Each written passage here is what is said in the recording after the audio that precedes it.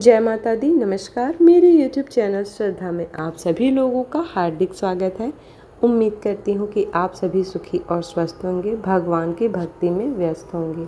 आइए जानते हैं आज इस वीडियो के माध्यम से माँ दुर्गा सप्तशती के 13वें अध्याय के बारे में। राजा सूरत और वैश्व के देवी का वरदान के बारे में बताया गया। महर्षि मेधा ने कहा, हे राजन, इस प्रकार देवी के उत्तम महात्म्य का वर्णन मैंने तुमको सुनाया। जगत को धारण करने वाली इस देवी का ऐसा ही प्रभाव है।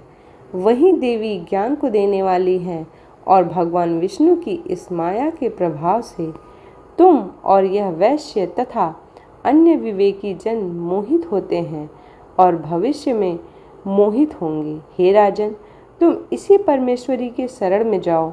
यही भगवती आराधना करने पर मनुष्य को भोग, स्वर्ग तथा मोक्ष प्रदान करती हैं।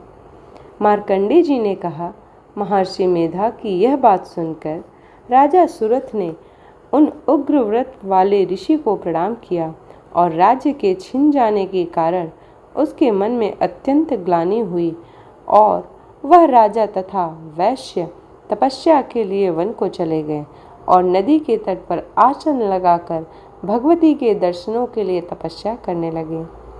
दोनों ने नदी के तट पर देवी की मूर्ति बनाई और पुष्प, धूप, दीप तथा हवन द्वारा उनका पूजन करने लगे। पहले उन्होंने आहार को कम कर दिया, फिर बिल्कुल निराहार रहकर भगवती में मन लगाकर एकाग्रता पूर्वक उनकी आराधना करने लगे।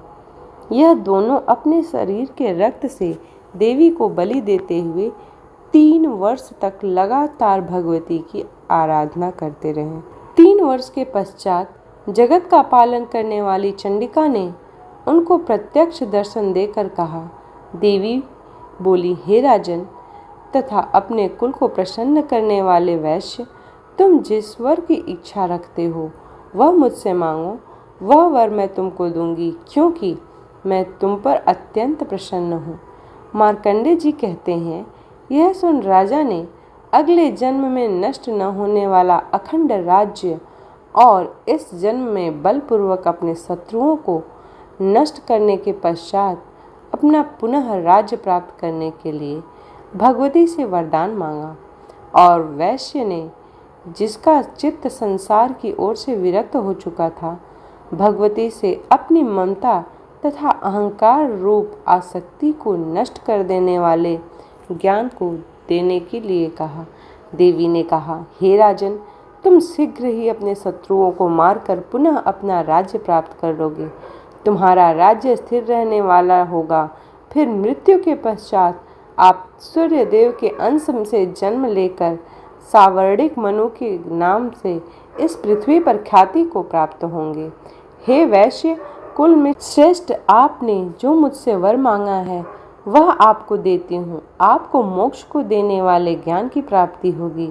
मार्कंडेय जी कहते हैं, इस प्रकार उन दोनों को मनोवांछित वरदान तथा उनसे अपनी स्तुति सुनकर भगवती अंतर्ध्यान हो गईं और इस प्रकार क्षत्रियों में श्रेष्ठ वह राजा सूरत भगवान सूर्य देव से जन्म लेकर इस पृथ्वी पर सावर्णिक मनु के नाम से विख्यात हुए। श्री दुर्गा सप्तशती के पाठ के बाद सिद्ध कुंजिका स्तोत्र का पाठ अवश्य करना चाहिए। इससे सभी मनोरथ पूरे होते हैं।